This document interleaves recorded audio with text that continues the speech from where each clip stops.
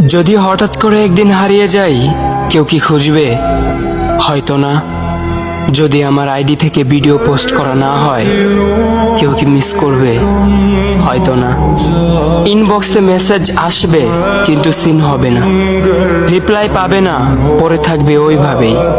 কেউ কেউ হয়তো অপেক্ষায় থাকবে, এই বুঝি আসলো অনলাইনে। আবার কেউ কেউ হয়তো টেরও পাবে না কেউ একজন নেই, কেউ একজন হারিয়ে গেছে।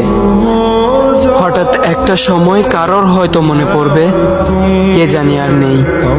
কষ্ট করে নামটা সার্চ করবে, পুরনো ভিডিওগুলো দেখবে আর ভাববে হুট করে কোথায় চলে গেল। আবার কেউ কেউ হয়তো একদিন দুই দিন না পেয়ে ফ্রেন্ড লিস্ট থেকে আনফ্রেন্ড করে দেবে। যখন আমি থাকবো না, তখন আমার স্মৃতি কারোর মনে পড়বে, হয়তো পড়বে, আবার হয়তো পড়বে না।